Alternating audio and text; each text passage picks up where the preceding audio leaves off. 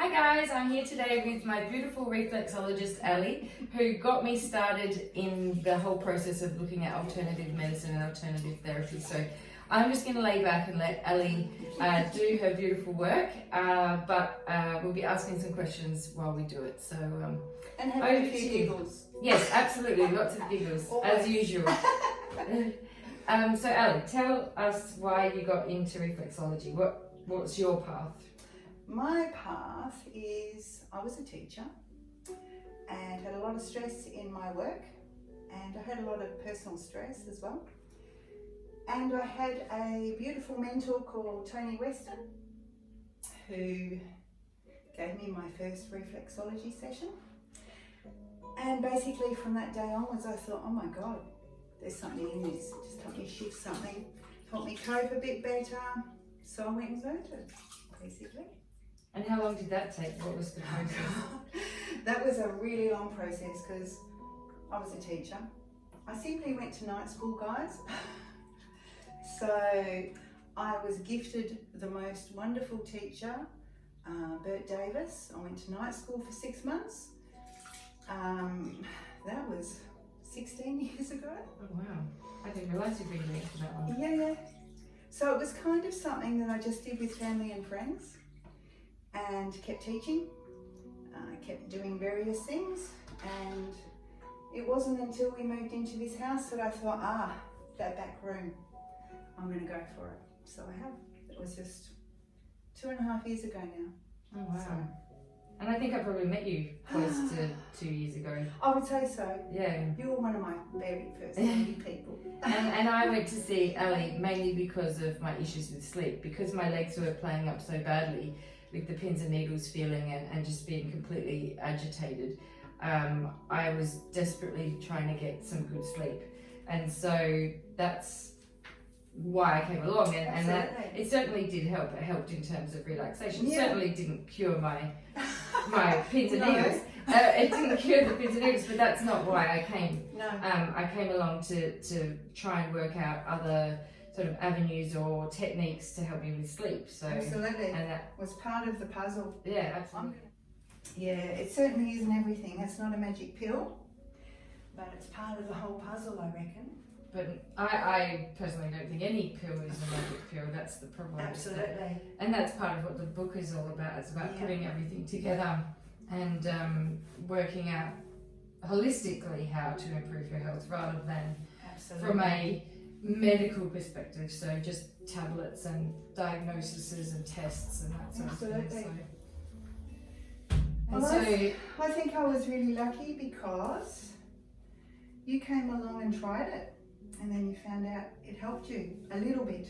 Yeah, and I must admit, I was very reluctant because to me, previously, like my whole life, I was never anti-alternative therapies, but I just wasn't comfortable with it. Yeah. And I think,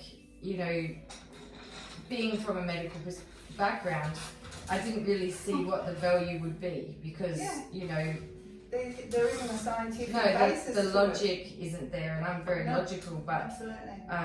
Obviously this journey has opened my mind to lots of those sorts of things. So, and I suppose that gets us into the sort of exploration of what reflexology is. So, and I know that you've told me lots of times that it's lots of things. It is, and it's lots of things for different people. Yeah, absolutely. Can you tell me a little bit about what it is for you and what your principles are? My principles in reflexology are that we all have life experiences and underlying emotional experiences that manifest in the body. And yes, of course, they say reflexology, all of the body parts are reflected in the feet. Yes, but it's also way more than that. So, gosh, it is so multifaceted. Some people just love a good foot massage. That's definitely me. Yeah, look, basically, even if someone came in and said, I just need a time out and it would be lovely to have my feet massaged, that in itself, the power of relaxation, switching absolutely. off, Yeah. let alone anything else that reflexology is about. So,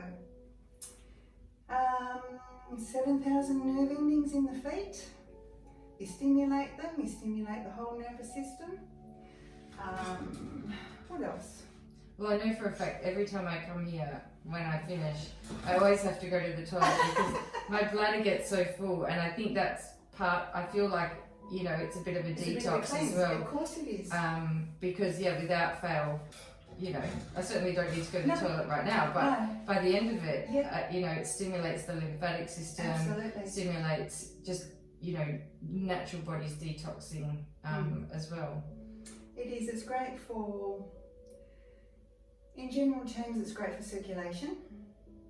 It's great for relaxation. It's great for detoxing. It's great for releasing on so many levels. That was something I hadn't expected when I first had reflexology myself. That sometimes I would go away and cry. Yeah. Really heaving cry. But it was an amazing release. So on some level, the reflexology had helped me shift something. Yeah. And I hadn't expected that. So that was that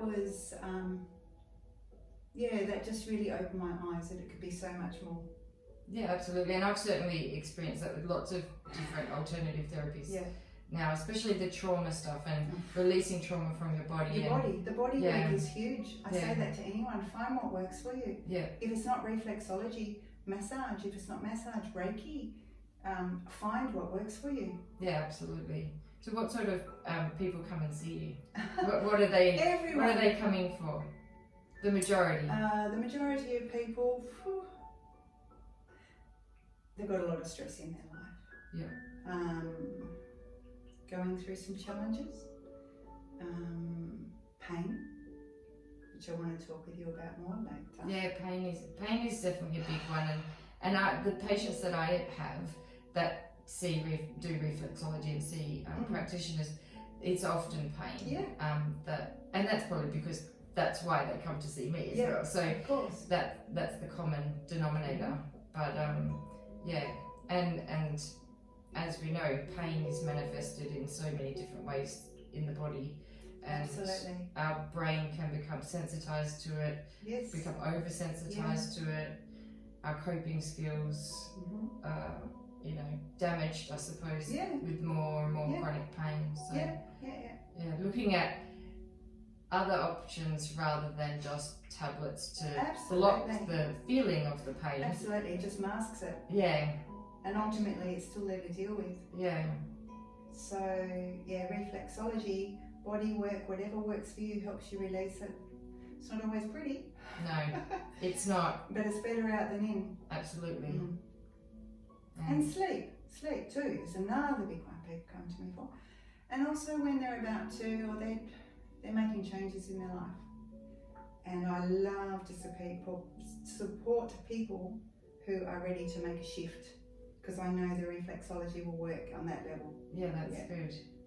And I always love when I come and see Ali, we always have this beautiful detox tea, which I actually did buy, and it's delicious and also just works. It really does make you feel relaxed and calm. Thank you, Anita. Yes, I know. It's funny. I've really changed a lot of my attitude, but yeah, it's that sort of thing. I mean, you could say, I used to drink a lot of Diet Coke and Pepsi and that sort of thing, and that, I was using that for a purpose as well, and so it's the same.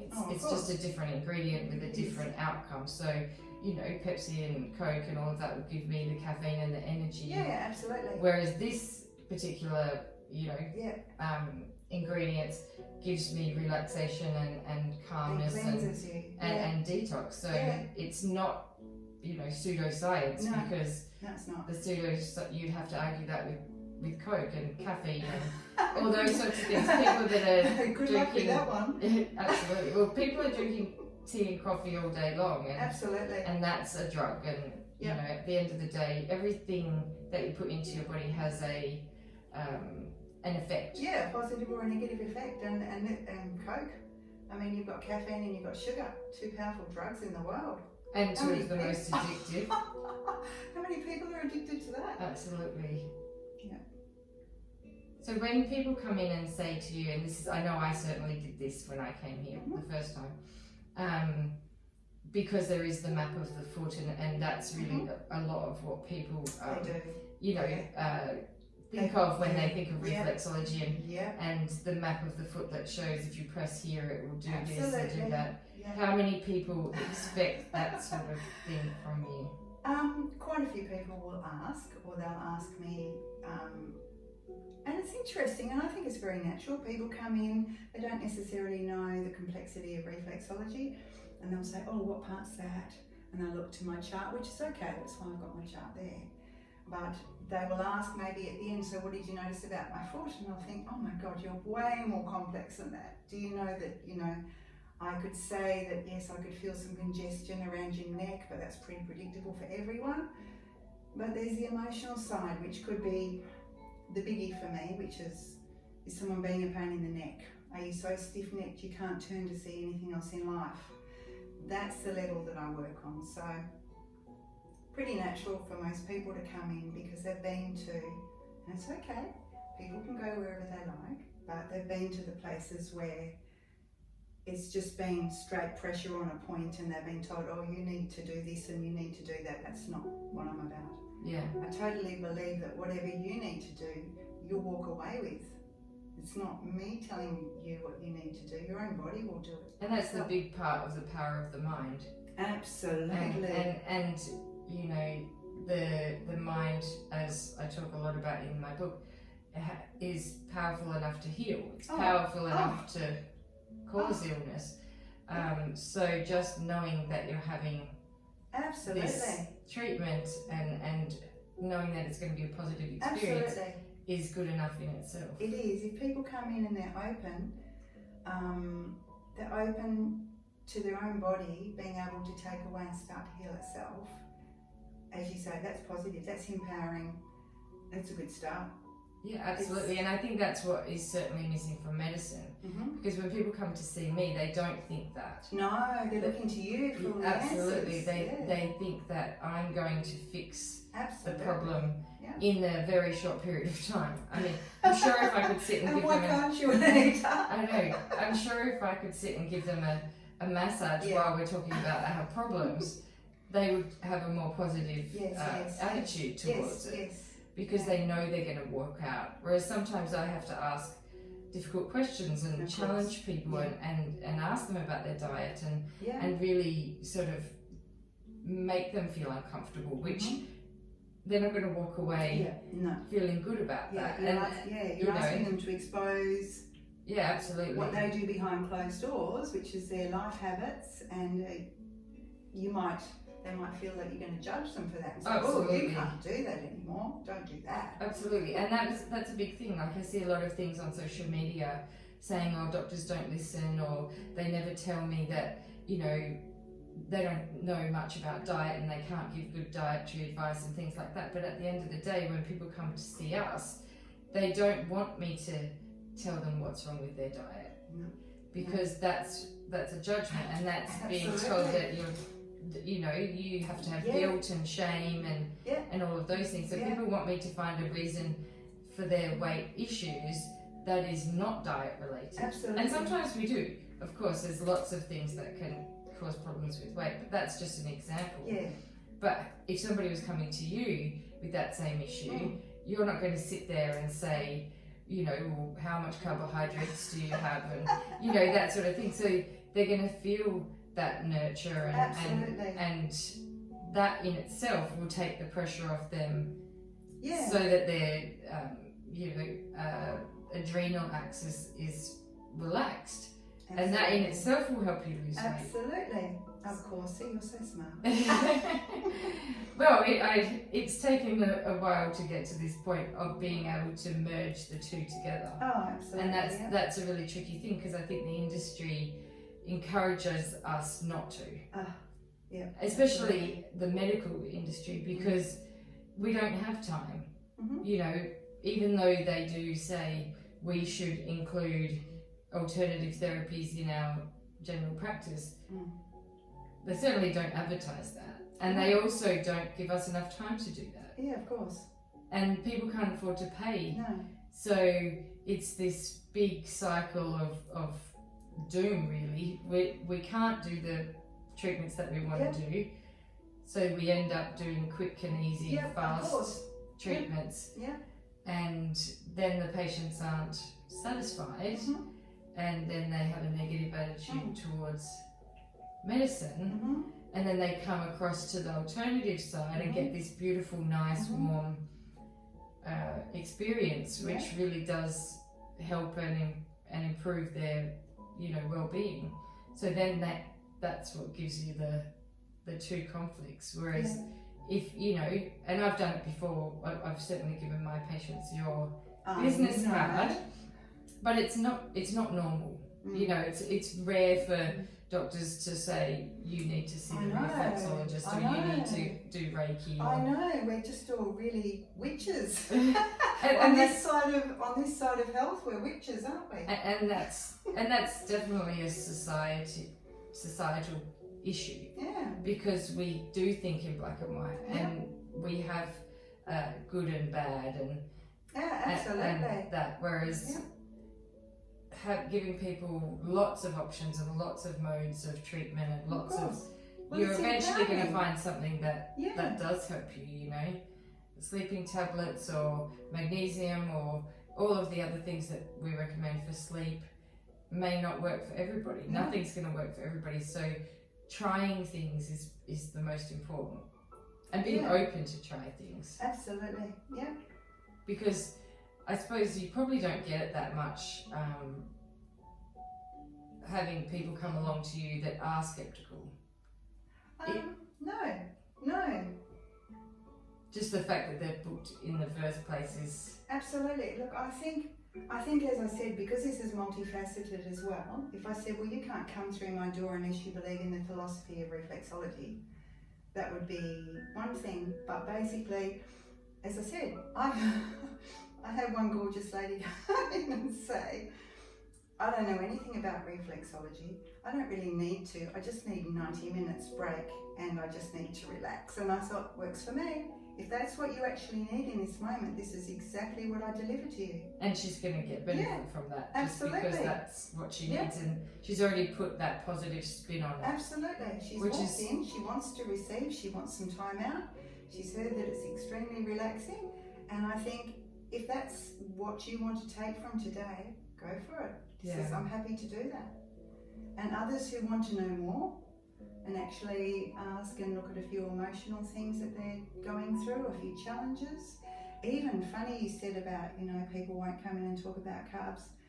The wonderful thing about this is, because I've always been so interested in nutrition and natural therapies and all this kind of thing, just when people are laying back and relaxing, not everyone wants to sleep. Some people want to talk. So they'll talk about what they just bought at the shops and what they're eating, and so really naturally this all goes into a whole other area. And just as someone with an interest in that, it's just a conversation rather than an interview. Yeah, and people have gone away and gone, oh, I love that, I'm going to try that. And so I love that side of it as well. Yes, it's the sharing of all the knowledge that you've gained over the years. And the other way, sometimes people tell me things, I think, well, that's great, I'll try that tonight. Yeah, absolutely. So it's a lovely exchange, it's a lovely connection. It certainly is very relaxing. You're looking relaxed. Very relaxed. I don't think we're going any further, she's going to fall asleep. I know, I think I've forgotten that we're even doing a video.